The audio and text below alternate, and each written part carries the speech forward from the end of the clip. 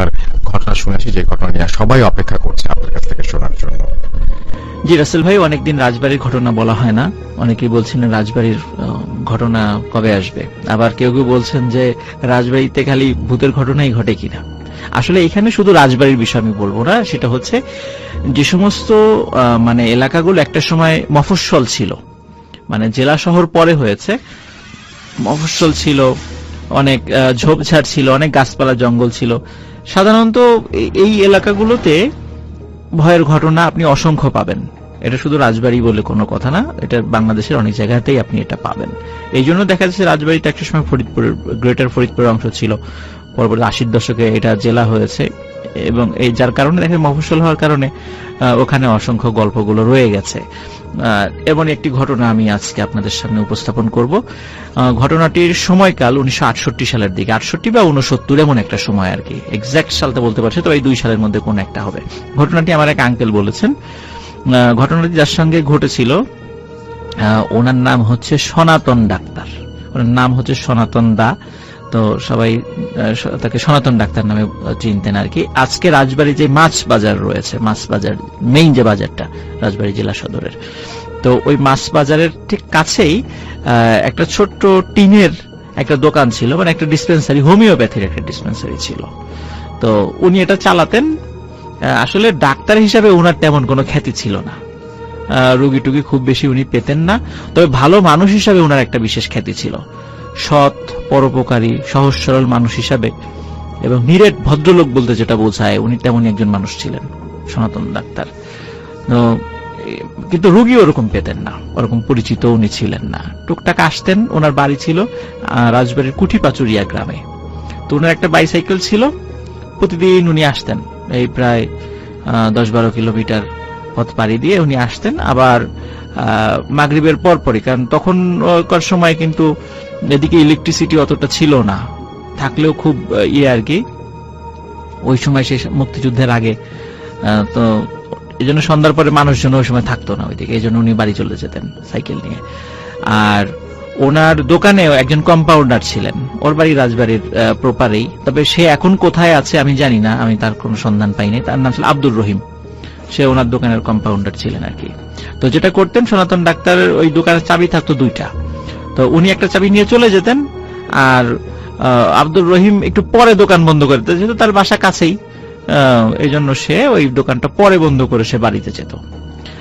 তো একবার কি হয়েছে, শীতকালের সময় তো ঠিক মাগরিবের একটু আগ দিয়ে একজন লোক এসেছে, যে সনাতন ডাক্তারকে বলতেছেন, ডাক্তার সাহেব আমার বাড়িতে একটা রোগী আছে, চলেন, আপনাকে একটু যেতে হবে কষ্ট করে।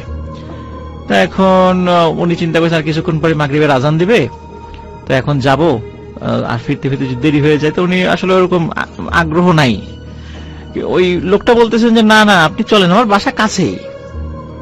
যদিও ওই লোকটাকে উনি চেনেন না, তারপর চিন্তা করেন কাছে বাসা দিকে শুধু কতক্ষণ লাগবে, কই যেতে আধা ঘন্টা, আসতে আধা ঘন্টা। তো চিন্তা করেন আধা ঘন্টা দেরি, খুব বেশি দেরি না আর কি, আসতে পারবো।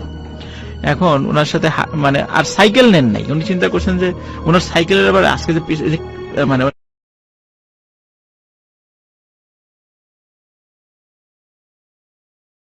যেটা সাধারণত কেউ বসতে পারে, ওনার ওইটা খুব নড়বড় ছিল। চিন্তা করেন যে এই লোকটাকে বসালে তো সাইকেলটা ভেঙে যেতে পারে, চিন্তা করেন সাইকেল দোকানেই থাক, আমি ওনাকে নিয়ে হাঁটতে থাকি, যেহেতু কাছেই বাড়ি। এখন এই যে হাঁটা শুরু করেছে, হাঁটছে, তো বলতেছে কি তোমার বাড়ি কোথায়, এই যে সামনে। তো সামনে সামনে করতে করতে বলে যায়, বলে তোমার বাড়ি কোথায়, বলে সোনাকান্দর গ্রাম। সোনাকান্দর গ্রাম কিন্তু যারা রাজবাড়ি শুনছেন, এখানে যদি আপনি সাইকেল চালিয়েও যান, ওখানে যেতে না হলে 15 থেকে 20 মিনিট লাগবে, আর পায়ে হেঁটে গেলে প্রায় 50 মিনিট সময় লাগবে। তো এখন হয়তোবা সাইকেলে বা এখন অটোতে গেলে খুব কাছেই, কিন্তু ওই সময় পায়ে হেঁটে যাওয়ার পথটা একটু দূরে ছিল। এখন বলে তোমার বাড়ি সোনাকান্দর গ্রামে, তো আমাকে আগের থেকে বলো নাই কেন? বলে যদি না আসতেন, এই ভয়ে বলি নাই। তো যাই হোক, উনি ওই বাড়িতে যান, গিয়ে রুগী দেখেন, রুগী দেখে ফিরতে ফিরতে ওনার দেরি হয়ে যায়। আর ওনার দেরি দেখে ওই ওনার দোকানের যে কম্পাউন্ডার আব্দুর রহিম, সে দোকান বন্ধ করে চলে গেছে। এখন উনি চিন্তা করছে, উনি এসে দেখেন দোকান বন্ধ, এখন ওনার সাইকেল তো দোকানের মধ্যে, এখন বাসায় যাবেন কিভাবে? তা উনি চিন্তা করেন কি আর করা, যেহেতু চলেই গেছে। আর তখনকার দিনে তো মোবাইল ফোন ছিল না, আর আব্দুর রহিমের বাড়ি আর একটা গ্রামে ছিল, এখন সেখানে গিয়ে তো চাবি আনা সম্ভব নয়, এমনিতে দেরি হয়ে গেল। চিন্তা করেন ঠিক আছে হাঁটতে হাঁটতেই চলে যাবো আজকে। তো উনি ওই চিন্তা করে হাঁটা শুরু করেন, ওখান থেকে হাঁটা শুরু করেন। তো আজকে আমি ওই রাসেল ভাই ওই যে লোকোশেডের যে গল্পটা আমি সাধারণত বলি, ওই লোকোশেড দিয়ে হাঁটা শুরু করছেন। কিন্তু মজার বিষয় হচ্ছে লোকোশেড কিন্তু তখন হন্টেড ছিল না। লোকোশেড হন্টেড হয়েছে হচ্ছে 1971 সালের পরে, কারণ ওই জায়গাতে তো অনেক গণহত্যা হয়েছে, এখনো কিন্তু ওখানে বধ্যভূমি আছে। তো যার কারণে ওই ঘটনাটা 1971 সালের আগে, তো তখন ওই জায়গাটা হন্টেড ছিল না।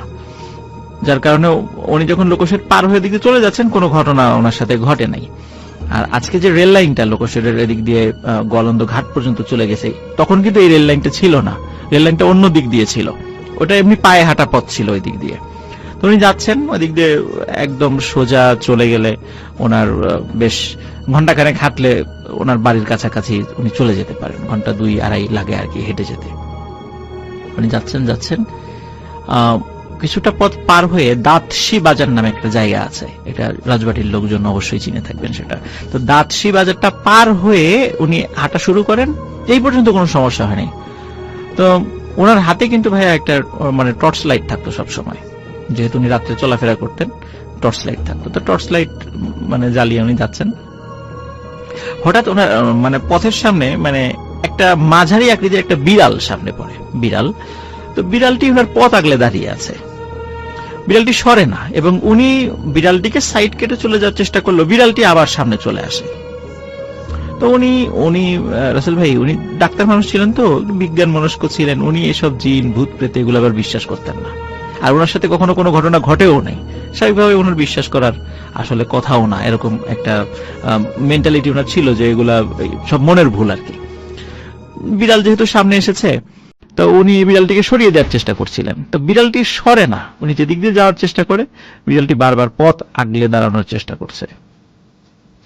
তো একটা পর্যায়ে বিড়ালটিকে উনি মানে একটা লাঠি নিয়ে ধাওয়া করেন, তো বিড়ালটি একটু সাইডে সরে যায় ভয় পেয়ে, আবার উনি হাঁটা শুরু করেন। এরপরে বিড়ালটি কি ওনার পা জড়িয়ে ধরছে বারবার, কিছুতেই মানে যেতে দিতে যাচ্ছে না সামনের দিকে।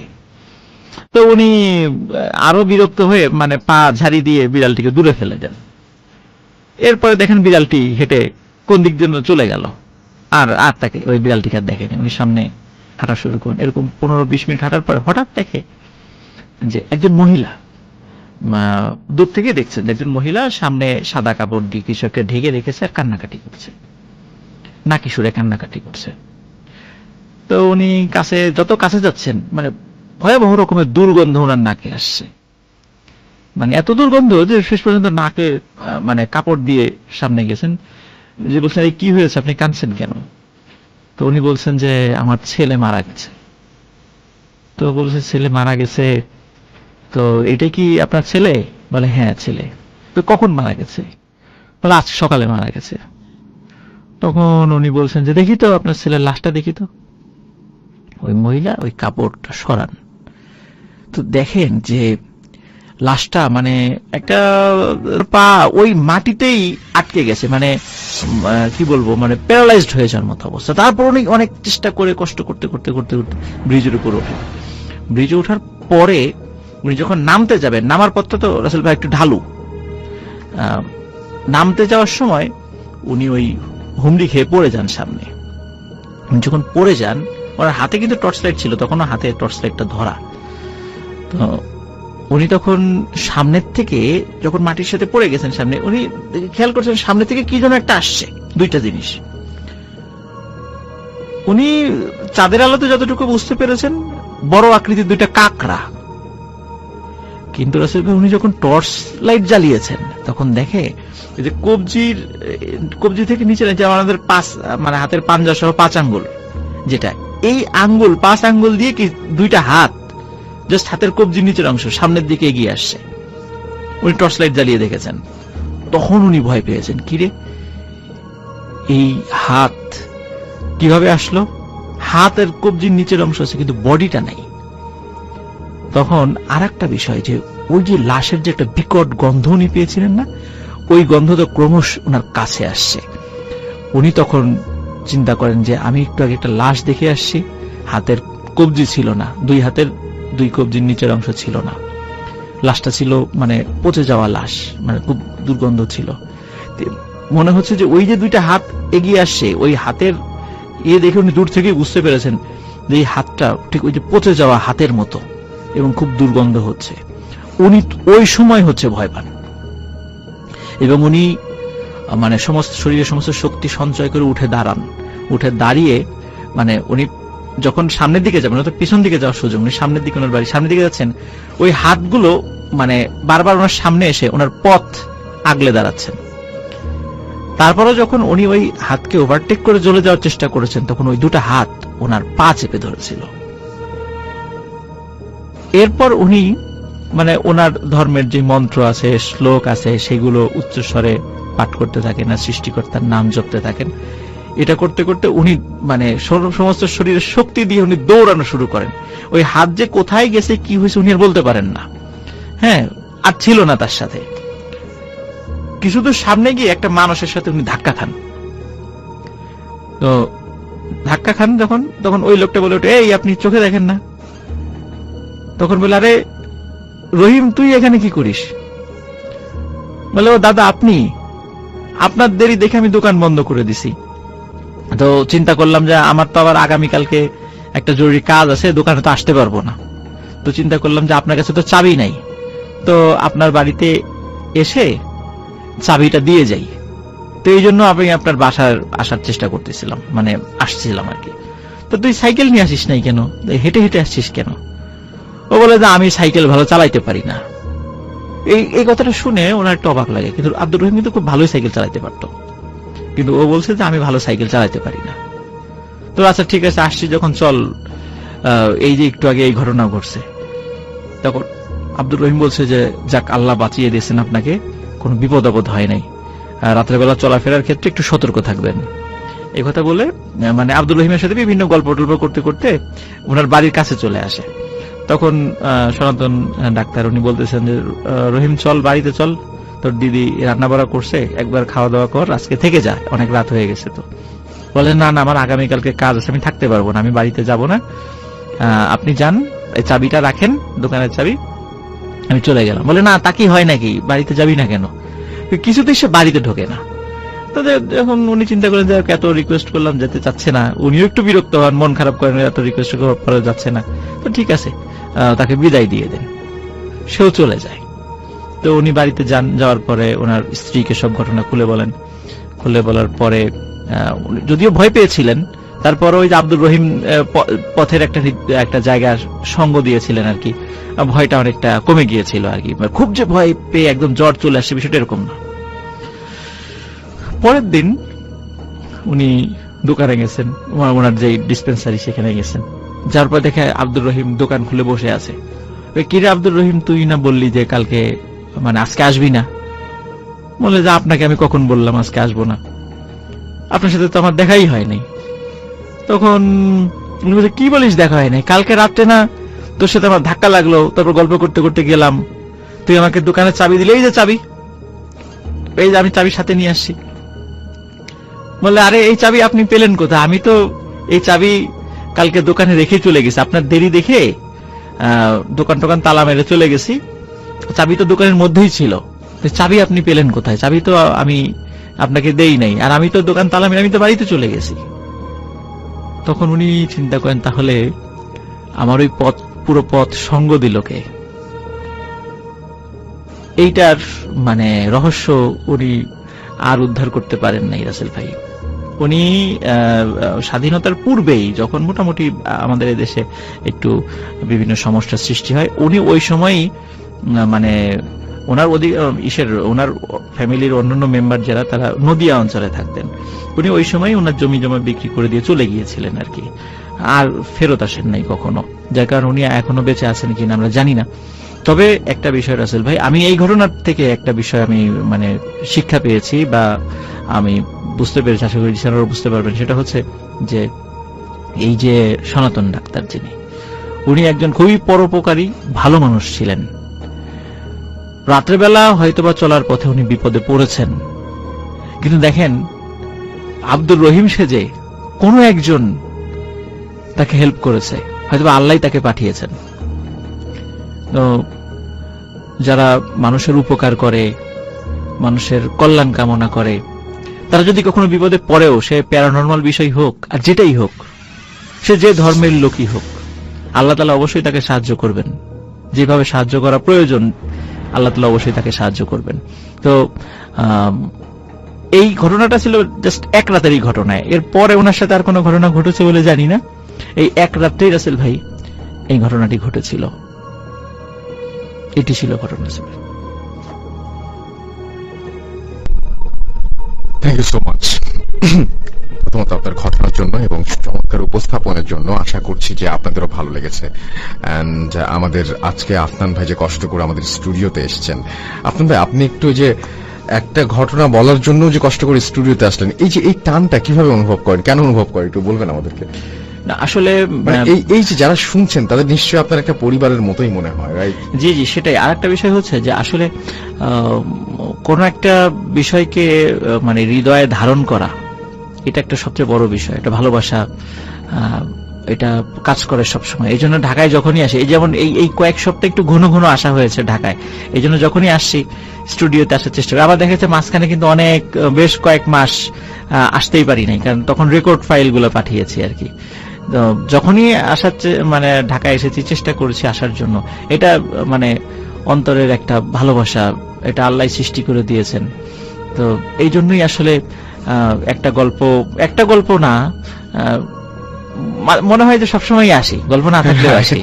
রাইট। আমরা আপনার থেকে আটকাবো না, কারণ রাত হয়ে যাচ্ছে এবং বৃষ্টির রাত। আর একটু পরে হয়তো যানবাহন কোনো কিছু পাওয়া যাবে না, ট্রান্সপোর্টেশন সব বন্ধ হয়ে যাবে। থ্যাংক ইউ সো মাচ আপনার ভাই আমাদেরকে সময় দেওয়ার জন্য। এবং আপনি যখনই আপনার এলাকার এবং আপনার আচ্ছা আচ্ছা আচ্ছা আপনার ভাই কিছুটা বলতে চাচ্ছিলেন, জি বলেন। আর একটা ঘটনা আছে, প্লিজ তাহলে একটু শুরু করি আমরা, বলেন। এখন যে স্টোরিটি আমি মানে শেয়ার করব, এটি আমাদের আলামিন দিয়েছে, নড়াইলের। আর আলামিনের ঘটনা মানে স্পেশাল হবেই, এটা কোনো মানে সন্দেহ নেই। আজকে কিন্তু এটা সারপ্রাইজ ছিল। আমি জানতাম যে উনি একটা শেয়ার করবেন, দুটো শেয়ার করছেন। মাই গুডনেস, আলহামদুলিল্লাহ। চলুন আমরা শুরু আসি। আচ্ছা, আলামিন যে স্টোরিটি শেয়ার করছে, এই ঘটনাটির সময় খুব বেশি দিন আগের না, 2018 সালের ঘটনা। এটি 4 বন্ধুকে কেন্দ্র করে। এটি ওই নড়াইল জেলার লোহাগাড়া উপজেলার লাহুরিয়া ইউনিয়নের একটা জায়গা আছে, এটাকে পশ্চিম পাড়া বলে আর কি, পশ্চিম পাড়া। তো এই পশ্চিম পাড়ায় 4 বন্ধু আছে। একজন নাম হৃদয়, রমজান, রিয়াজ এবং তাজরুল। তো হৃদয় মাদ্রাসায় লেখাপড়া করত, রমজান এবং রিয়াজ স্কুলে পড়তো, আর তাজরুল লেখাপড়া ছেড়ে দিয়েছিল। তার ওই চাচার একটা ডেকোরেটরের দোকান ছিল, সেই ডেকোরেটর দোকানে কাজে ঢুকে যায়। গ্রামের বিভিন্ন প্রোগ্রামগুলোতে, বিয়ে শাদী আর বিভিন্ন প্রোগ্রামগুলোতে যে ডেকোরেটর কাজগুলো, অ্যারেঞ্জমেন্টগুলো, সেগুলো তাজরুল করে থাকতো। তো লেখাপড়া সে ছেড়ে দিল। এই 4 জন বন্ধু সবসময় একসাথে চলাফেরা করত। তারপরে বিভিন্ন কালচারাল প্রোগ্রামগুলোতে একসাথে তারা দেখতে যেত, খেলাধুলা একসাথে করতো, মানে সবসময়। আর বাসাও তো একদম পাশাপাশি ছিল, এজন্য সবসময় তারা একসাথে উঠা বসা, আর বয়সও সেম। তো যে ঘটনাটি মানে সূত্রপাত যেটা ঘটে, সেটা হচ্ছে শীতকালে, 2018 সালের শীতকালে। আমরা জানি যে শীতকালগুলোতে সাধারণত আমাদের গ্রামগঞ্জে উন্মুক্ত যে কালচারাল প্রোগ্রামগুলো, ধর্মীয় প্রোগ্রাম বলেন বা অন্যান্য প্রোগ্রাম বলেন, উন্মুক্ত যেগুলা ওপেন জায়গাগুলোতে হয়, সেগুলো শীতকালে হয়ে থাকে, ঝড় বৃষ্টি যেহেতু থাকে না। তো ওই সময় ওয়াজ মাহফিল গুলা কিন্তু বেশি হয় আমাদের দেশে শীতকালে। তো এরা আবার ওয়াজ মাহফিলে মাঝে মাঝে যাওয়ার চেষ্টা করত। তো এমনই অনেকদিন ধরে চলে আসা একটা ওয়াজ মাহফিল, এইটার যে নামটা সেটা হচ্ছে যে আরাজি মন্ডল কাজী মাহফিল নামে সেটা পরিচিত। হয়তো ওই গ্রামের যারা আছেন মানে তারা হয়তো বা শুনে থাকবেন। আমি যেহেতু যাই নাই, আমি ঠিক বলতে পারছি না আর কি। অনেক আর এই যে স্টোরিটা আমি শেয়ার করতে যাচ্ছি, এখানে অনেকগুলো গ্রামের নাম চলে আসবে আর কি, অনেক প্লেস গুলোর নাম চলে আসবে। তো যার কারণে এটা আমার মেমোরাইজ করতে একটু মানে কষ্ট হয়েছিল রাসেল ভাই। যাই হোক, তো আরাজি মন্ডল কাজীর যে মাহফিলটা, এই মাহফিলে তারা যাওয়ার জন্য মনস্থির করেন। তো নির্দিষ্ট দিন রাত 8টার দিকে তারা বাসা থেকে বের হন। তো বের হওয়ার পরে এই 4 জনই আলোচনা করে যে আচ্ছা, কামারপাড়া নামে আর একটা জায়গা আছে, ওইখানে আর গ্রাম আছে আর কি। তো বললো যে কামারপাড়াও তো একটা মাহফিল আছে। তাহলে কোনটাই যাব? তখন ওরা চিন্তা করে যে কামারপাড়া মাহফিলের সাথে সেখানে ওই যে ইসলামিক সঙ্গীত অনুষ্ঠানও ছিল। তো ওরা যেহেতু একটু কালচারাল মাইন্ডেড ছিল, ওরা চিন্তা করলো ঠিক আছে তাহলে মাহফিলও শুনলাম, ইসলামিক গানও শুনলাম, ওখানে একজন নাম করা ইসলামিক সঙ্গীত শিল্পীও আসবেন, তাকেও দেখলাম, দুই কাজই হলো আর কি একসাথে। তো ওরা চিন্তা করে তাহলে ওই আলাজি গাজী মন্ডলের মাহফিলটা বাদ আমরা কামারপাড়া মাহফিলে যাব। আর কামারপাড়া মাহফিলের ওইখানে কামারপাড়া যাওয়ার জন্য মানে যে গ্রামের মধ্য দিয়ে পথ, সেটা প্রায় 1.5 ঘন্টা লাগে হেঁটে যেতে রাসেল ভাই, 1.5 ঘন্টার মতো সময় লাগে। ওরা রওনা দেয়। হঠাৎ করে তাজরুল ওই হৃদয়ের, রমজান এবং রিয়াজকে বলে যে আচ্ছা আমরা এত পথ হাঁটবো কেন, আমার একটা শর্টকাট রাস্তা জানা আছে, সেটা হলো এই ইসামতি বিলের মধ্য দিয়ে যদি আমরা যাই 20 থেকে 25 মিনিটের মধ্যে আমরা কামারপাড়ার কাছে চলে যেতে পারবো। তো আমরা এদিক দিয়ে চলে যাই। এখন অন্যরা বলে আসলেই তো তাই, আমরা 1.5 ঘন্টা হাঁটবো কেন, আমরা একটু তাড়াতাড়ি চলে যাই সেখানে। তো যেই চিন্তা সেই কাজ। তাজরুলের নির্দেশনায় ওরা ইছামতি বিলের মধ্যে দিয়ে হাঁটা শুরু করেন। আর শীতকালে তো আসলে বিলগুলোতে পানি থাকে না, তখন বিলগুলোতে কিন্তু রাসেল ভাই ধান চাষ হয়। তো সেখানে পুরো বিলে ধান চাষ হয়েছে। আর ক্ষেতের মাঝখান দিয়ে আমরা যেটাকে আইল বলি, এই আইলের উপর দিয়ে হেঁটে যাওয়া যায় আর কি। তো ওরা আস্তে আস্তে হেঁটে হেঁটে যাচ্ছে। অনেক পথ বলতে মোটামুটি 15 মিনিট হাঁটার পরে, মানে ওদের পথ খুব আর বেশি দূরে নয় আর কি। হাঁটার পরে ওই বিশেষ করে এই 4 বন্ধুর মধ্যে রমজান এবং তাজরুল, এদের এই দুইজনের আবার মাঝে মাঝে একটু সিগারেট খাওয়ার অভ্যাস ছিল। আর হৃদয় এবং রিয়াজ, এদের আবার সিগারেট খাওয়ার অভ্যাস ছিল না। তো রমজান এবং তাজরুল ওরা বলছে যে একটা সিগারেট খেতে ইচ্ছা করছে। তখন অন্যরা বলছে যে এই বিলের মধ্যে সিগারেট মানে ধরাবা কই, মেস তো নাই সাথে। তখন ওই যে রাসেল ভাই ওই বিলের মধ্যে কিন্তু ওই যে মানে সেচ কাজ করার জন্য ওই যেই জায়গাতে মেশিনটা বসানো হয়, আমরা গ্রামে বলি সেচ মেশিন, স্যালো মেশিনও বলে আর কি। তো ওই সেচ মেশিন যেখানে বসানো হয়, ওই সেচ মেশিনের জন্য কিন্তু একটা ছোট্ট ঘর করা হয়, একটা অস্থায়ী ঘর, এবং ওই ঘরের মধ্যে একটা মাচা পেতে যে এই মেশিনের দায়িত্বে থাকে সে থাকে আর কি। তো বিলের মধ্যে এই সেচ মেশিনগুলো তখন ওই এখন কোনোটায় ইলেকট্রিসিটি মানে সংযোগ আছে। আর যেহেতু বড় বিল, ওখানে ইলেকট্রিসিটির খাম্বা ছিল না, ওটা কি ওই যে তেলে চলতো আর কি। এই জন্য ওখানে কিন্তু ওই ঘরগুলোতে কোনো বৈদ্যুতিক বাল্ব থাকতো না, এমনি হয়তো বা হারিকেন বা ল্যাম্প জ্বালাতো আর কি। তো ওরা দেখে যে ওই একটা অস্থায়ী ঘর, যেটা ওই রকম সেচের জন্য যে অস্থায়ী ঘর আছে, দূরে একটা ঘর দেখা যাচ্ছে, কিন্তু ওই ঘরের মধ্যে আলো। তো তাজরুল বলছে যে ওই যে একটা ঘর আছে, তো চলো আমরা ওইখানে যাই, নিশ্চয়ই ওখানে লোক আছে, যেহেতু আলো জ্বলছে লোক আছে। আর আলো মানে হচ্ছে সেখানে তো অবশ্যই কোনো কুপি বা হারিকেন বা কিছু একটা জ্বালানো থাকে। উনি তো এত দ্রুত চলতে পারেন না, উনি তো স্ক্র্যাচে করে চলেন। আর এই আইলের উপর দিয়ে আমরা 2 পা দিয়ে হাঁটতে কষ্ট হয়, তো উনি স্ক্র্যাচে ভর করে এত তাড়াতাড়ি কোথায় চলে গেলেন। তো ওরা বুঝতে পারে যে ওরা একটা বিপদে পড়ে গেছে, বড় ধরনের একটা বিপদ। তখন ওরা চিন্তা করে যে আমাদেরকে দ্রুত ওই কামারপাড়া চলে যেতে হবে যেখানে মাহফিল। ওরা বলে আমরা তো কাছাকাছি আসি। ওরা হাঁটা শুরু করে। তো হাঁটতে হাঁটতে রাসেল ভাই ওরা একটা অদ্ভুত জায়গায় নিজেদেরকে আবিষ্কার করে। দেখে যে ওরা হাঁটতে হাঁটতে একটা উঁচু ঢিবির মতো একটা বিশাল জায়গায় চলে আসছে, এবং সেখানে মানে খুব ঘন কাশবন। ওরা বলে কি ব্যাপার, আমরা এখানে চলে আসলাম কেন কাশবন? এবং কাশবনের মধ্যে ওরা 4 জন হারিয়ে যায়। কিন্তু হারালেও যেহেতু ওরা ওইখানেই ছিল, ওরা চিৎকার চেঁচামেচি করে নাম ধরে ডাকতে ডাকতে ওরা নিজেদেরকে আবার একত্র করে। কাশবনে রাসেল ভাই ওরা যখন আসে, তখন ওরা নিজেদেরকে আবিষ্কার করে এটা আসলে শুধু একটা উঁচু ঢিবি বা কাশবনের একটা ঢিবি না, এটা হচ্ছে একটা শ্মশান। সেটা হচ্ছে যখন মানে বর্ষাকাল থাকে, তখন ওই অত্র এলাকার যারা সনাতন ধর্মাবলম্বী যারা আছেন, তাদের মধ্যে কেউ মারা গেলে তখন তো আর ওই লাশ পোড়ানোর জন্য মানে যে অ্যারেঞ্জমেন্ট গুলো নিচু জায়গায় বর্ষাকালে এটা তো সম্ভব নয়।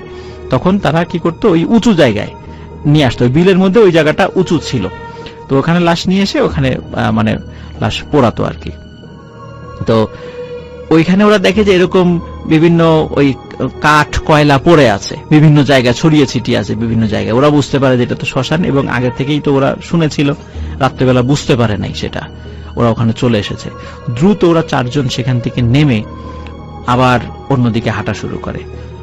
15 থেকে 20 মিনিটের মাথায় ওরা আবার নিজেদেরকে আবিষ্কার করে আবার ঠিক ওখানেই চলে আসছে। ওরা বলে যে কি ব্যাপার, আমরা আবার এখানে কিভাবে চলে আসলাম? ওরা আবার সেখান থেকে নেমে যায়, নেমে আবার হাঁটা শুরু করে। আবারও রাসেল ভাই পরপর 3 বার একই ঘটনা ঘটে। ওরা বারবার ওই শ্মশানের ওই ঢিবির ওইখানে চলে আসছিল। হৃদয় যেহেতু মাদ্রাসায় লেখাপড়া করত, ও তখন উচ্চ স্বরে কোরআন তেলাওয়াত করতে থাকে। ও বুঝতে পারে যে আমরা আজকে আমাদের হয়তো বা বড় ধরনের কোনো ক্ষতি হয়ে যাবে।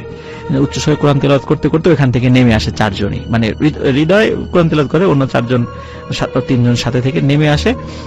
তখন রাসেল ভাই আর ওরা ব্যাক করে ওই জায়গায় ওই গোলকধাঁধায় পড়ে আর ফেরত আসেনি।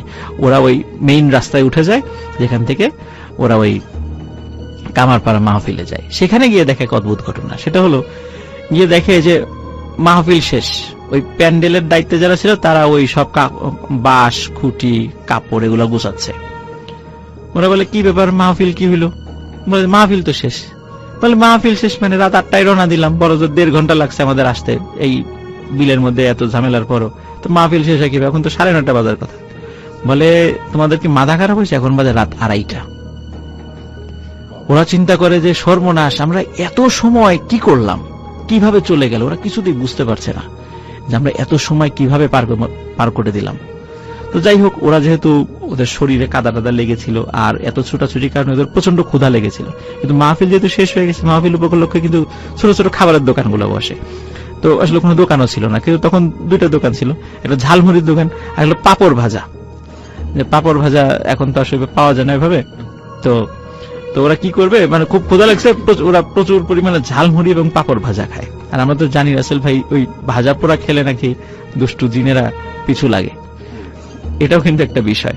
যাই হোক, ওরা মানে খাওয়ার পরে মানে একটু মনে করে দিই যে অনেকে বলে যে ভাজা পিঠা, জি জি জি জি, ভাজা মাছ, জি জি। তো ওরা চিন্তা করে যে যাই হোক, মাহফিল তো শেষ, কি আর করা, আমরা তো এখানে অ্যাটেন্ড করতে পারলাম না, এখন তো বাড়ি ফিরে যেতে হবে। তো বাড়ি ফেরার জন্য নিশ্চয়ই আর ওই ইসামতি বিলের মধ্যে দিয়ে যাবে না, পথ ঘোরা হলেও অবশ্যই তারা গ্রামের ওই 1.5 ঘন্টার রাস্তা দিয়েই যাবে। তো ওরা রাস্তা দিয়ে যাওয়া শুরু করে। এইখানে রাসেল ভাই একটা কথা বলি, সেটা হচ্ছে যে এই পথ দিয়ে যাওয়ার সময় কিন্তু ভয়ানক কয়েকটা জায়গা পাড়ি দিতে হয়, হন্টেড জায়গা। যেমন ওই ওখান থেকে কামারপাড়া দিয়ে আসতে গেলে কল্যাণপুর নামক একটা জায়গা পাড়ি দিতে হয়। ওখানে মোটামুটি ওটা সনাতন ধর্মাবলম্বী অধ্যুষিত এলাকা আর কি। ওখানে শ্মশানও আছে, এই শ্মশানের পাশ দিয়ে যেতে হয়। তো ওরা শ্মশানের পাশ দিয়ে যায়, কোনো প্রবলেম হয়নি।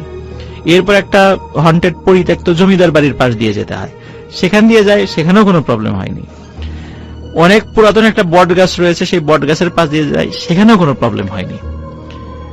এরপরে একদম ওদের বাড়ির কাছে তালুকপাড়া নামে একটা জায়গা আছে, তালুকপাড়া। ওইখানে চলে আসে, মানে একদম বাসার কাছে চলে আসছে।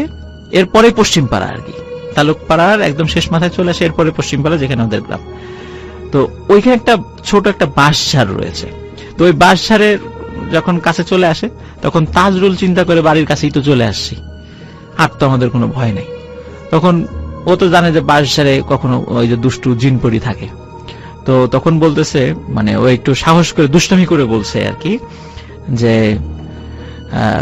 কে মানে তোরা কে আসিস আশেপাশে, যদি আমার কথা শুনে থাকিস আয় আমার সামনে আয়, তো যদি তোদের সাহস থাকে, আমি তোদেরকে ভয় পাই না, তোদের মতো কত মানে দুষ্টু জিনদের সাথে যুদ্ধ করে আমি জিতে গেছি, তোরা তো কিছুই না, যদি সাহস থাকে আমার সামনে আসিস বা ক্ষতি করার চেষ্টা কর, আমি আমার শরীর গা বন্ধ করে রাখছি, আমার কোনো ক্ষতি করতে পারবি না। যখনই রাসেল ভাই এই বিষয়টা বলেছে, ওরা 4 জনই দেখে ওই বাঁশঝাড়ের মধ্যে কাল বৈশাখী ঝড় হলে যেভাবে মানে মানে বাঁশের যে অবস্থা হয় ঠিক ওরকম হচ্ছে। কিন্তু আরো একটা বিষয় দেখে, আশেপাশের কোনো গাছের পাতা কিন্তু নড়ে না, তার মানে ঠিক ওই জায়গাটাতেই কোনো প্রবলেম হয়েছে। তখন ওরা বুঝতে পারে যে আবার একটা বিপদ আমাদের সামনে আসছে। তখন ওরা কি করে, ঝেড়ে দেয় দৌড়। 4 জনই বাড়িতে কাছেই ছিল, যে যার বাড়িতে চলে যায়। যে যার বাড়িতে যাওয়ার পরে ওরা কিন্তু ওদের গার্জিয়ানকে কাউকে এই বিষয়টা কিছু বলে না, বলে রাগারাগি করবে, এই জন্য কিছু বলে না। তো যাই হোক, মনে হতে পারে ঘটনা এখানেই শেষ, আসলে কিন্তু রাসেল ভাই ঘটনার শুরুটাই এখন থেকে, মানে এই ঘটনার পর থেকে। তো এর ঠিক পরের দিন যে ঘটনাটা ঘটে, সেটা হচ্ছে পরের দিন রাতের বেলা ওই যে তাজরুল যে ছেলেটা, যে ওই যে বলেছিল যে ভয়টাই পাই না কিছু এই সেই। তো তাজরুল ছেলেটা ওর আরো যে দুই বন্ধু আছে, যে হৃদয়, রমজান, রিয়াজ, আরো যে 3 বন্ধু আছে, এদের মধ্যে মানে 3 জনকে দাওয়াত দেয়, পিকনিকের দাওয়াত, যে একটা রাত্রে আমরা একটা রান্না বাড়া করবো, পিকনিক করবো আর কি। তো কোথায় রান্না হবে? ওই লাহোরিয়া বালিকা বিদ্যালয় নামে একটা স্কুল আছে, এখানে নাম হলো লাহোরিয়া বালিকা বিদ্যালয়, ওইখানে পিকনিক হবে। তো পিকনিক আয়োজন হয়। কোনো কারণে এই 3 বন্ধুর মধ্যে রমজান নামে যে ছেলেটা, এই পিকনিকে যায় নাই, গিয়েছিল হৃদয় এবং রিয়াজ। তো পিকনিকের পরে মানে লিসেনারদেরকে একটু বলে রাখি যে একটু মনে রাখবেন, রমজান কিন্তু যায় নাই, গিয়েছে হৃদয় এবং রিয়াজ। তাজরুল নিয়ে গেছে ওদেরকে। খাওয়া দাওয়ার পরে তাজরুল বলছে হৃদয় এবং রিয়াজকে, এই চল ওই টাঙ্গাপাড়া ইউনিয়নের পলাশ বাজারে আজকে একটা কনসার্ট আছে, ওই কনসার্টটা দেখতে যাব। এখন হৃদয় এবং রিয়াজ বলছে, না রে, রমজান নাই, রমজানকে ছাড়া কিভাবে যাই, ও তো আসলো না, ও ছাড়া যাব না। তাজরুল বলছে, ও নাই তাতে কি, আমরাও তো আছি, সবসময় ও থাকতে হবে এমন তো কোনো কথা নাই, চল। কিন্তু ওরা 2 নাসর বান্দা রমজানকে ছাড়া যাবে না। তাজরুল অনেক চেষ্টা করে কিন্তু ওদেরকে নিতে পারে না। যাই হোক, যে যার বাড়িতে চলে যায়।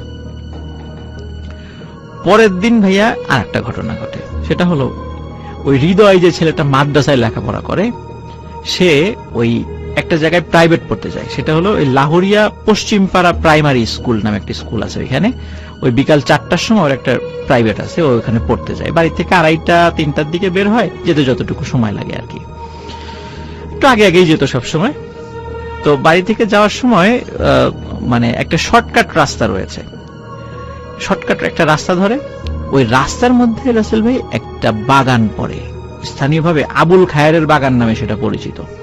ও যখন ওই বাগানের মধ্য দিয়ে যাচ্ছে, হঠাৎ করে দেখে কি, তাজরুল সাথে ওদের বন্ধু সার্কেলের কেউ না, কিন্তু পরিচিত এরকম 3-4 জন, তাদেরকে ওইভাবে দেখে নাই, মানে এমনি মুখ চেনা চিনি, ওদের সাথে বসে তাস খেলছে। এই 4 বন্ধুর আবার একটা বদভ্যাস ছিল, ওরা আবার কার্ড খেলতো, মানে তাস খেলতো। দেখে তাজরুল বসে বসে তাস খেলছে। এখন তাজরুল বলছে, এই হৃদয়, কই যাস? বলে যে আমি তো প্রাইভেট পড়তে যাচ্ছি। আয় বয় আমাদের সাথে একটু তাস খেল। বলে না না, আমার প্রাইভেট আছে। আরে বয়, একটু পরে গেলে কোনো সমস্যা নেই, এত তাড়াতাড়ি গিয়ে কি করবি, সব দিন তো তাড়াতাড়ি যাস। তাজরুল মানে হৃদয় চিন্তা করে, আসলেই তো তাই, একটু বসি। বসে। আসলে ভাই ওরা আবার মাঝে মাঝে কি করতো, টাকা দিয়ে তাস খেলতো। মাঝে মাঝে কেউ জিততো, কেউ হারতো। ওরা যখন তাস খেলতে বসছে, বারবার এই হৃদয় জিতে যাচ্ছিল, 5 টাকা 15 টাকা 10 টাকা এরকম জিতে যাচ্ছিল। এখন তাজরুল বারবার বলছে, বাহ, আরো খেল, তুই তো জিতে যাচ্ছিস। এইভাবে কিছু সময় চলার পরে, এবং হৃদয়ও মগ্ন হয়ে গেছে তাস খেলায়, হঠাৎ 4টার সময় আসরের আজান দিয়ে দেয়। আসরের আজান যখন, তখন তাজরুল হঠাৎ করে সেন্স ফেরে, আরে আমার তো 4টার সময় প্রাইভেট আছে। শীতকালে কিন্তু আসলে 3:45 4:45 বা 4টার দিকে আসরের আজান দেয়, শীতকালের ঘটনা ছিল। তো আমার তো ইয়ে আছে, মানে প্রাইভেট আছে, প্রাইভেট পড়তে যেতে হবে। তখন তাজরুল বলে, আরে একদিন প্রাইভেটে না গেলে কি হয়, প্রাইভেট থাক না। বলে না না, ওই স্যার আমার আব্বারে বলে দিবে, আমার আব্বা রাগারাগি করবে। বলে আরে আজকে থাক, আজকে এখানে থাক, আজকে যাওয়ার দরকার নেই। বলে যে না, আমার যেতেই হবে। ও জোর করে উঠে চলে যায়। যাই হোক, প্রাইভেট পড়ে মানে চলে আসে। চলে আসার পরে সাধারণত মাগরিবের নামাজের পরে ওদের বাড়ির কাছে একটা দোকান আছে, এখন আছে, না হলো আলমগীরের দোকান। সন্ধ্যার পরে ওই দোকানে, বিষয়টা কি রাসেল ভাই আপনি মনে হয় দেখেছেন বা লিসেনার অনেকে দেখেছে, গ্রামগঞ্জে কিছু দোকান থাকে, দোকান টেলিভিশন থাকে। তো ওখানে বসে সবাই একটু টেলিভিশন দেখে চাটা খায়, মোটামুটি ভালোই জমে থাকে আর কি। আর ওই দোকানে একটা ক্যারাম বোর্ড ছিল, ওই ইয়াং ছেলেপেলে সে ক্যারাম বোর্ড খেলতো, মোটামুটি ভালোই জমজমাট ছিল আলমগীরের দোকান। ওরাও কি করতো, মাগরিবের নামাজের পরে ওখানে আসতো, গল্প গুজব করে এশার আগ দিয়ে সবাই বাসায় চলে যেত। ওই মানে ওই সময় হৃদয় যে প্রাইভেট পরে আসছে, মাগরিবের পরে আসছে, আসার পরে এসে দেখে যে তাজরুল তখনও আসে নাই। তো রিয়াজ আছে, রমজানও আছে। হৃদয় এসে বলছে যে ওই দিন আবার রাসেল ভাই বাংলাদেশের একটা খেলা ছিল, কোন একটা দেশের সাথে আর কি, ক্রিকেট খেলা। তো বলছে যে আজকে যদি বাংলাদেশ জেতে, তোদেরকে আমি 25 টাকার কটকটি খাওয়াবো। কটকটি কিন্তু ওই যে এক ধরনের গ্রামীণ খাবার আর কি, নিশ্চয়ই লিসেনাররা বুঝতে পারছেন, কটকটি খাওয়াবো। তখন রমজান আর রিয়াজ বলছে যে কটকটি খাওয়াবি, তোর কাছে 25 টাকা কিভাবে আসলো? স্টুডেন্ট মানুষ, 25 টাকা মানে অনেক টাকা। বলে হ্যাঁ, আমি ওই আজকে ইসের আবুল খায়ের বাগান দিয়ে যাওয়ার সময় দেখি তাজুল বসে তাস খেলতেছে, আমি তো ওর সাথে বসে তাস খেলে আমি 50 টাকা জিতছি। বলে তাজরুলের সাথে তাস খেললি মানে? তাজরুল তো আজকে সারা বিকেল আমাদের সাথে ফুটবল খেললো, আমরা তো একসাথে, ও গোলকিপার ছিল, আমরা তো সারা বিকেল একসাথে খেললাম, এই যে একটু আগে বাসায় গেছে গোসল করে আসবে এখনই। বলে আরে না, আমি নিজে খেললাম, এই যে দেখ পকেট থেকে, এই যে দেখ 50 টাকা, আমি তাজরুলের সাথে জিতলাম। বলে না, এটা হতেই পারে না। আশেপাশে সবাই সাক্ষ্য দিচ্ছে, হ্যাঁ আজকে দুপুরের পর থেকেই তো আমরা খেলা নিয়েছিলাম, সন্ধ্যার আগ দিয়ে তাজরুল বাড়িতে গেছে। হৃদয় তো অবাক, তাহলে আমি খেললাম কার সাথে? কিছু সময় পরে তাজরুল চলে আসে, তাজরুলের সাথে হৃদয়ের বিশাল বাকবিতণ্ডা। তাজরুল বলে আমি তো খেললাম, কেবল গোসল করে আসলাম। হৃদয় বলে যে না, আমি তোমার সাথে তাস খেলছি। তো যাই হোক, এর মধ্যে কি হয় রাসেল ভাই, মানে ওই জায়গাতে কিন্তু ইয়ে ছিল না, রিয়াজ, সরি আমি একটা জিনিস ভুল বলছি ভাইয়া, রিয়াজ ওইখানে উপস্থিত ছিল না, সে রমজান ছিল শুধু। তো রমজান কথা কাটাকাটির এক পর্যায়ে বলতেছে আচ্ছা ঠিক আছে, গন্ডগোল কম, এখন থামো, চলো আমরা ওই যে পলাশ বাজার টাঙ্গাপাড়া ইউনিয়নে কনসার্ট আছে, কনসার্টে যাব। তখন তাজরুল মানে ইয়েরা বলতেছে যে, তখন হৃদয় বলতেছে কি পলাশ বাজার কনসার্ট মানে? ওটা তো গতকালকেই শেষ হয়ে গেছে। তখন ওই ইয়ে বলতেছে, রমজান বলছে গতকাল, খেয়াল করেন রাসেল ভাই, ওই যে পিকনিকে কিন্তু রমজান ছিল না। হ্যাঁ, তো হৃদয় বলতেছে যে ওটা তো গতকালকেই শেষ হয়ে গেছে, তুই ছিলি না। তাজরুল আমাকে আর রিয়াজকে কত রিকোয়েস্ট করলো, তুই ছিলি না দেখে আমরা গেলাম না। হ্যাঁ, তাজরুল তো তখন উপস্থিত। তাজরুল বলে এই বেটা, তোকে মাথা খারাপ হয়েছে? আমি পিকনিকে গেলাম কখন? আর আমি তোদেরকে কনসার্টের কথা বললাম কখন? ওরা দুইজনই ওর উপর ক্ষিপ্ত হয়, এই বেটা তুই আমাদের 3 জনের খাবার একাই সাবার করলি, আমাদেরকে ধরে নিয়ে কনসার্টে নিয়েই যাবি, কত চেষ্টা করলি, আমরা রমজান নাই দেখে গেলাম না, এখন বলো যে তুমি আমাদেরকে কনসার্টের কথা কখন বললা? এই শুরু হয়ে যায় বাকবিতণ্ডা। তাজুল বলে যে আমি বলি নাই, আমি তো ছিলামই না, কারণ আমি সারা রাত আমার আব্বার সাথে খেতে কাজ করছি, কারণ আমার আব্বা আমাকে আসতে দেয়নি। ওরা কেউ বিশ্বাস করে না, বলে চল আমার আব্বার কাছে চল। তাকে ওর তাজুল আব্বার কাছে নিয়ে যাবে। আব্বা বলে হ্যাঁ, ও তো সারা রাত, আমি তো তোমাদের কাছে যাইতে দেয় নাই, ও তো সারা রাত, শুধু রাত না সারাটা রাত, ভোরে সে ঘুমাইছে, সারা রাত আমার সাথে কাজ করছে, খেতে জরুরি কাজ ছিল, খেতে কাজ করছে। তখন ওরা বলে যে আরে তাজরুল একই সময় একাধিক জায়গায় কিভাবে যাচ্ছে, কিভাবে সম্ভব এটা? ওদের মনে খটকা লাগে। কিন্তু রাসেল ভাই ওই রাত্রে ওই যে আলমগীরের দোকানে ওখানে রিয়াজ যে ওদের বন্ধু, সে ছিল না। রাতের বেলা আর একটা ঘটনা ঘটে, রাত প্রায় ভাইয়া 11টা-12টা। হঠাৎ করে রিয়াজের যে রুমে ঘুমাতো, ওর জানলায় ঠক ঠক ঠক ঠক আওয়াজ। রিয়াজ খুলে দেখে তাজরুল দাঁড়িয়ে আছে বাইরে। তখন বলে কিরে তাজরুল, এত রাত্রে? তাজরুল বলতেছে যে চল, একটা পুকুর আছে, না বলে কামারের পুকুর, বলে কামারের পুকুরে মাছ ধরবো রাতের বেলা, অনেকেই মাছ টাছ ধরে চুরি করে, আমরাও মাছ ধরবো। তখন বলে যে ভালো আইডিয়া।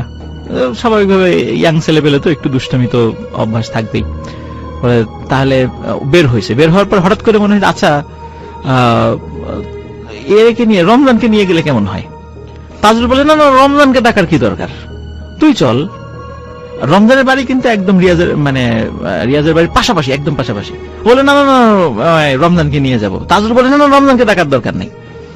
বলে না, ওকে নিয়েই যাব। রমজানকে ডাকা শুরু করছে, রমজান বের হয়ে আসে, বলে যে রমজান চল, ওই যে তাজরুল আসছে, আমরা মাছ ধরতে যাবো কামারের পুকুরে। তাজরুল কই? বলে এই যে তাজরুল। ও মাথা ঘুরায় দেখে তাজরুল নাই। তখন ওরা ভয় পাইছে যে এই যে তাজরুলকে নিয়ে যে সমস্যা, এক এক সময় এক এক জায়গায় থাকছে, এটা কিভাবে সম্ভব? তখন ওই রাত্রে পরের দিন সবাই নিজেদের ফ্যামিলিকে জানায় ঘটনাটা, যে এই এই সমস্যা হচ্ছে। তখন ওদের ফ্যামিলির লোকজন বুঝতে পারে যে সবাই গ্রামে রটনা রটে যায়, তাজরুলকে ভূতে ধরেছে, ওই একই সময় একাধিক জায়গায় থাকছে। তখন ওই গ্রামে আরেকটা ইয়ে আছে, তৈলক্ষ পাড়া বলে আর কি, ওইখানে ইসলাম ফকির নামে একজন খুব ভালো একজন কবিরাজ ছিলেন, মারা গেছেন অল্প কিছুদিন হলো, আল্লাহ মাফ করুক তাকে, আল্লাহ জান্নাত নসিব করুক। খুব ভালো মানুষ ছিলেন আর কি। ওই ইসলাম ফকিরের কাছে নিয়ে উনি প্রতি বৃহস্পতিবার বিভিন্ন রোগী দেখতেন আর কি। তো ইসলাম ফকিরের কাছে নিয়ে যাওয়ার পরে ওই তাজরুলকে নিয়ে যাওয়া হয়। তো তাজরুলকে নিয়ে যাওয়া হলো, ইসলাম ফকির তার যে রিচুয়াল করে একটা জিন হাজির করে। ওই জিন হাজির হয়ে মানে যখন হাজির হয় তখন ওই ইসলাম ফকির বলে যে তোর নাম কি? তখন ওই জিন বলে আমার নাম নিশি। তার নাম হচ্ছে নিশি। বলে তোর কাজ কি? বলে রাতের বেলা মানুষকে মোহে ফেলে, মোহে আচ্ছন্ন করে ক্ষতি করাই আমার কাজ। বলে এদের পিছনে লাগছিস কেন? ওরা তো বাচ্চা মানুষ। বলে যে যেহেতু মোহে ফেলে আচ্ছন্ন করাই আমার কাজ, তো ওরা যতদিন মাহফিলে ইসামতি বিলের মধ্যে দিয়ে যাচ্ছিল তখন ওই যে ছোট্ট ঘরের মধ্যে লাশ, তারপরে আলো, উৎস ছাড়া আলো, তারপরে একজন ওদের পরিচিত একজন পঙ্গু কৃষকের সুরত ধরে ভয় দেখানো, এগুলো আমরাই করেছিলাম মজা করার জন্য। যখন দেখলাম যে ওরা মানে তেমন কোনো ভয় পাচ্ছে না, এমনি চারজন একসাথে, তখন চিন্তা করলাম ছোটখাটো একটা ক্ষতি করি। এই ক্ষতি করার নিয়েতে ওদেরকে ধোকা দিয়ে ওই শ্মশান ভিটায় নিয়ে আসি। কিন্তু বারবার ওরা বের হয়ে যাচ্ছিল, আবারও নিয়ে আসি। থার্ড টাইম যখন হৃদয় নামে ছেলেটা কোরআন তেলাওয়াত শুরু করে তখন আর ক্ষতি করতে পারিনি, ওরা চলে যায়। তখন চিন্তা করলাম আচ্ছা ঠিক আছে, ছেলেগুলা গেছে গেছে, শেষ, ঘটনা শেষ, এই পর্যন্তই। কিন্তু ওরা যখন ফিরে আসে, ফিরে আসার সময় বাস ঝাড়ে এসে ওই তাজরুল আমাদেরকে কটাক্ষ করে, হেয় করে অনেকগুলো কথা বলেছে, যেটা আমাদের মানে খুব লেগেছে। তাজরুলকে আমরা ছাড়বো না, শুধু তাজরুলকে না, ওর যে বন্ধু বান্ধব আছে তাদেরকেও ছাড়বো না। ওদেরকে ক্ষতি করার জন্যই প্রথমে পিকনিকের ছল করে ওদের দুইজনকে কনসার্টের মানে ডেকে আনছিলাম, পরে কনসার্টের নাম করে দুইজনকে নিয়ে যেতে চেয়েছিলাম, কিন্তু ওরা যায় নাই, রমজান নাই, এই জন্য ওই দুইজন যায়নি, ওই দিন ক্ষতি করতে পারি নাই। এরপরে ধরলাম হৃদয়কে, বাগানের মধ্যে তাস খেলার ছল করে ওকে আটকাইলাম। ইচ্ছা ছিল মাগরিব পর্যন্ত আটকাবো, শুধু মাগরিব পর্যন্ত যদি আমাদের সাথে থাকতো তাহলে ওই দিনই হৃদয়কে শেষ করে দিতাম। ওকে বারবার ইচ্ছা করে আমরা জিতিয়ে দিচ্ছিলাম, 5 টাকা 10 টাকা করে, যাতে ও আরো অনেকক্ষণ থাকে। যখনই মাগরিব আসরের আজান দিয়েছে তখনই ওর উপর যে আমাদের প্রভাবটা সেটা দুর্বল হয়ে গেছিল, এই জন্য ও চলে যেতে পারছে এখান থেকে, ওকে আটকাতে পারি নাই। তারপরে রাতের বেলা ওই রিয়াজকে ডাকতে গেছি, মাছ ধরার কথা বলে রিয়াজকে নিয়ে যাব, প্রত্যেককে হিট করছে, দেখেন প্রত্যেককে হিট করছে, রিয়াজকে নিয়ে যাব। কিন্তু রিয়াজ আবার রমজানকে ডাকার কারণে আর করতে পারি নাই কিছু, কিন্তু করতে পারি নাই, সহজ সহজ কিছু পদ্ধতি অ্যাপ্লাই করছি, করতে পারি নাই। এরপর আরো কঠিন পদ্ধতি অ্যাপ্লাই করব, ওদেরকে ক্ষতি করবই, এটা আমাদের পণ। তখন ইসলাম ফকির ওদেরকে অনেক রিকোয়েস্ট করে, ছোট মানুষ ভুল করে ফেলছে। তারপরে বেশ কিছু ওই তদবির রিচুয়ালের মাধ্যম দিয়ে এই বিষয়টা থেকে ওরা মুক্ত হয়। তাজরুল এখন সৌদি আরবে থাকে, আর হৃদয় যে ছেলেটা মাদ্রাসায় পড়তো এখন ফরিদপুর থাকে, আর অন্য দুইজন রিয়াজ এবং রমজান ওরা ওই লাহোরিয়া গ্রামেই এখনো আছে আর কি। তো আমি আলামিনকে বলেছিলাম যেহেতু মানে হৃদয়, রমজান এবং রিয়াজকে আপাতত পাওয়া পসিবল, তো তুমি এই 3 জনকে সাথে নিয়ে একটা ছবি আমাদেরকে দিবা, লিসেনারদেরকে দেখাবো যে এরা, কারণ অনেক সময় আমরা গল্প বলি বিশ্বাস করতে চায় না। তো আসল ভাই এই ঘটনা থেকে কিন্তু একটা বিষয় আমরা, একটা শিক্ষণীয় একটা বিষয় পাই, সেটি হচ্ছে যে এই যে অনেক সময় কিছু হন্টেড প্লেসে গিয়ে আমরা না অনেক মানে ঠাট্টা তামাশা করি, ধুর এখানে কি আছে কিছু নাই, এই সেই সব ধোঁকাবাজি, এই সেই। অনেক সময় এই যে ঘটনা থেকে আমিও এটা শিখলাম, আমরা কিন্তু অনেক সময় এর ধরনের কথাবার্তা বলি কোথাও গিয়ে, এতে করে কিন্তু আমাদের উপর আমরা কিন্তু পজেসড হয়ে যেতে পারি। এই দুষ্টু জিনেরা কিন্তু আমরা সুযোগ করে দিচ্ছি আমাদেরকে ক্ষতি করার জন্য। এজন্য আমরা একটু সাবধান থাকবো এই বিষয়গুলোতে। আশা করি ঘটনাটি সবার ভালো লেগেছে, সবাই ভালো থাকবেন, সুস্থ থাকবেন, এটাই ছিল ঘটনা। Thank you so much Afnan ভাই। আমি দেখতে পাচ্ছি অনেকে আসলে কমেন্ট করছেন এবং কমেন্ট করবেন, সেটা স্বাভাবিক। আফনান ভাই যখন স্টুডিও থাকেন সবাই কথা বলতে চান, এবং আজকে ইন্টারনেটের অবস্থা কিন্তু এমনিতে খুব খারাপ, কিন্তু এখনো পর্যন্ত আমরা তেমন কমপ্লেন পাই নাই। আমি দেখছি যে আমার যে ইন্টারনেট, আমার এখানে ফেসবুকই লোড হচ্ছে না, এরকম একটা অবস্থা। সো আমি যেটা বলতে চাই আপনাদের সবাইকে সেটা হচ্ছে যে আপনারা যারা সঙ্গে আছেন তাদেরকে অনেক ধন্যবাদ। অনেক লম্বা দুটো